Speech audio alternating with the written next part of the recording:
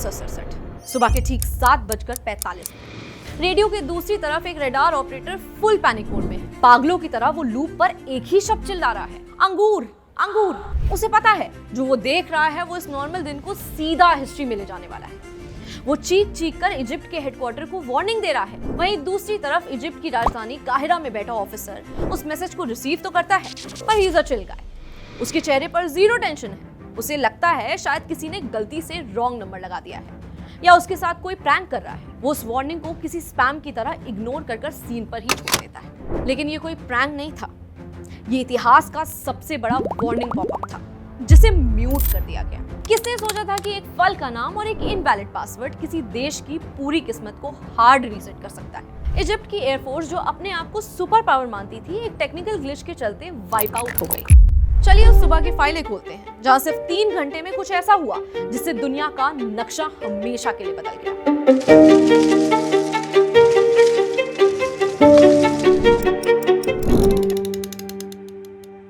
चलो अब थोड़ा कॉन्टेक्स्ट समझते हैं।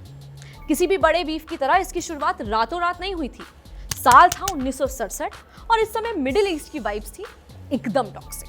इस कहानी के मेजर कैरेक्टर में से एक थे इजिप्ट के प्रेसिडेंट गमाल अब्देल नासिर।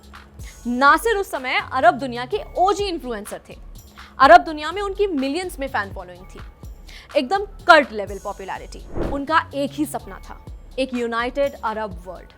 और उनके सपने के YouTube वीडियो में अनस्किपेबल ऐड बनकर खड़ा था इजराइल। तो ओवरऑल दोनों देशों के रिलेशंस एकदम टेंस थे। अब आ पहुंचा मई का महीना, मैटर और भी सीरियस हो गया। इजिप्ट के प्रेसिडेंट नासिर ने मेन कैरेक्टर एनर्जी दिखाते हुए एक दुस्साहसी फैसला लिया। सिनाई रेगिस्तान इजराइल और इजिप्ट के बीच का बफर जोन था। नासिर ने वहां तैनात यूएन की पीस कीपिंग फोर्स को बाहर निकाल दिया। उनकी इस एंटी इजराइल लॉबी को ज्वाइन किया जॉर्डन और सीरिया ने, और इराक ने भी धीरे से कोलैब कर लिया। अब नासिर यही नहीं रुके, उन्होंने इजराइल की नाक के नीचे से स्ट्रेट्स ऑफ तिरान को ब्लॉक कर दिया। स्ट्रेट्स ऑफ तिरान यानी वो सी पैसेज जो इजराइल ट्रेड की लाइफलाइन था। इसकी ब्लॉकिंग का मतलब था इजराइल की ट्रेड की क्रैश लैंडिंग। जहां एक और नासिर रेडियो पर इजराइल को डिलीट करने की धमकी दे रहे थे, वहीं इजराइल के प्रधानमंत्री लेवी एशकोल दुनिया से मदद मांग रहे थे। पर दुनिया ने उनकी गुहार को सीन पर ही छोड़ दिया। इजिप्ट, सीरिया, इराक, जॉर्डन की जॉइंट टीम के करीब 2,30,000 सैनिकों ने इजराइल को सभी ओर से घेर लिया था। ऐसे मौके पर जब इजराइल पूरी तरह कॉर्नर्ड था, तब एंट्री होती है एक ऐसे मास्टरमाइंड की जो हिस्ट्री की स्क्रिप्ट को पूरा रीराइट कर देता है। इस कैरेक्टर का नाम था मोशे दयान। ये उस समय इजराइल के डिफेंस मिनिस्टर थे। उनकी एक आंख पर पट्टी बंधी थी जो उन्हें एकदम मार्वल के निक फ्यूरी जैसा लुक देती थी। उन्होंने टीम अप किया इजराइल के एयरफोर्स चीफ मोर्देचाई होड के साथ। इस डायनामिक डुओ ने मिलकर एक ऐसा प्लान बनाया जो लिटरली ऑल इन और नथिंग था। इस मिशन का नाम रखा गया ऑपरेशन फोकस, और इनकी स्ट्रैटेजी प्योर जीनियस। प्रॉब्लम ये थी कि इजराइल जानता था कि इजिप्ट के पास यूएसएसआर के दिए गए आधुनिक MiG-21 जेट्स हैं, जबकि उसके पास सिर्फ 197 पुराने प्लेन थे। नॉर्मल लॉजिक कहता है कि ऐसी सिचुएशन में अपने डिफेंस पर पहले फोकस करना चाहिए, लेकिन इस जोड़ी ने डिसाइड किया कि नहीं, हम तो अटैक करेंगे। एक दुस्साहसी हरकत करते हुए अपने 190 प्लेन्स में से 185 को हमले के लिए भेज दिया। ये रिस्क इतना बड़ा था कि अगर 1% भी एरर होता तो इजराइल का चैप्टर वहीं क्लोज हो जाता। लेकिन इजराइल स्मार्ट था, उसके पास था एक चीट कोड। उसे पता था कि रडार की एक लिमिटेशन होती है, अगर आप जमीन के बहुत करीब उड़े तो रडार आपको डिटेक्ट नहीं कर पाता। इजरायली पायलट्स ने महीनों तक 50 फीट की कम ऊंचाई पर उड़ने की ट्रेनिंग की थी, एग्जैक्टली वैसे ही जैसे टॉप गन मैवरिक में टॉम क्रूज करते हैं। प्लान सिंपल था, रडार के नीचे से उड़ो, फुल इनकॉग्निटो, नो फुटप्रिंट। और फिर आया टाइमिंग का मास्टर स्ट्रोक। अटैक का टाइम रखा गया 7:45। रीजन वेरी सिंपल, इजराइल ने इजिप्ट की आर्मी का फुल बिहेवियरल एनालिसिस किया था। उन्हें पता था कि इजिप्ट के रडार ऑपरेटर्स अपनी शिफ्ट सुबह 7 बजे चेंज करते थे। काहिरा के ट्रैफिक का भी इसमें इंपॉर्टेंट रोल है। ये पीक ट्रैफिक टाइम होता है, जिसकी वजह से सेना के बड़े अधिकारी भी अधिकतर कायरो के ट्रैफिक में फंसे होते थे। इजराइल ने लिटरली इजिप्ट को कॉट लैकिंग वाले मोमेंट में पकड़ लिया। 5 जून की सुबह इजराइल के जेट्स ने टेक ऑफ किया। पहले समंदर की तरफ गए ताकि लोगों को लगे कि रूटीन ट्रेनिंग फ्लाइट है, और फिर सडन टर्न लेकर इजिप्ट के एयरबेस की तरफ घोस्ट मोड में बढ़ गए। लेकिन सारी सावधानी के बावजूद जॉर्डन के एक रडार स्टेशन ने ये मूवमेंट नोटिस कर लिया।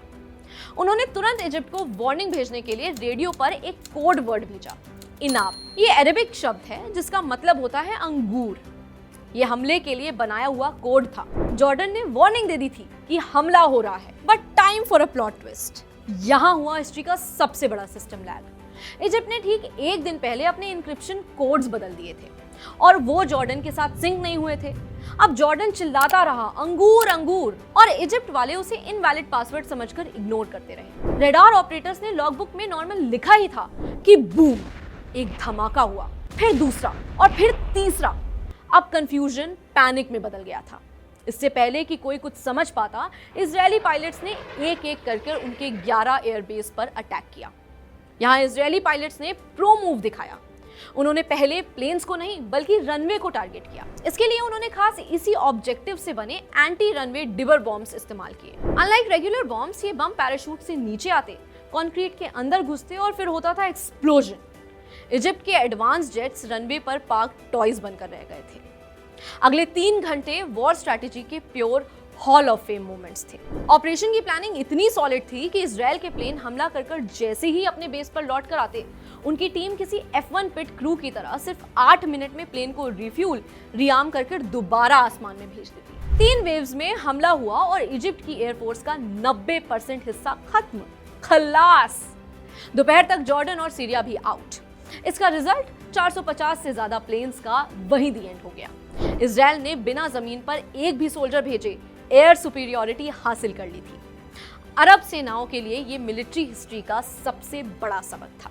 जब आसमान इजराइल का हो गया तो जमीन पर लड़ाई महज एक फॉर्मेलिटी थी। बिना एयर सपोर्ट के इजिप्ट की आर्मी रेगिस्तान में सिटिंग डक्स बन गई। इजराइल के टैंकों ने अगले 6 दिन में वो किया जो करने में सालों लगते हैं। उन्होंने सिनाई, गाजा, वेस्ट बैंक, पूरा यरूशलेम और गोलान हाइट्स को कैप्चर कर लिया। सिर्फ 6 दिनों में इजराइल का साइज 3 गुना बढ़ गया। इजिप्ट के प्रेसिडेंट नासिर का जो स्वैग था वो एक ही सुबह में स्वाहा हो गया और दुनिया का नक्शा हमेशा के लिए हो गया अपडेटेड। हिस्ट्री की सबसे बड़ी आयरनी जानते हैं क्या है? जब कोई लेजेंड कुछ बड़ा कारनामा करता है तो दुनिया में कुछ ऐसे भी लोग होते हैं जो सोचते हैं इसमें कौन सी बड़ी बात है, ये तो मैं भी कर सकता हूँ। ठीक 4 साल बाद इजराइल से लगभग 4000 मील दूर एक और देश ने इसी ऑपरेशन फोकस की स्क्रिप्ट को चुराने की पूरी कोशिश की। कौन सा देश था वो? अपना पड़ोसी पाकिस्तान।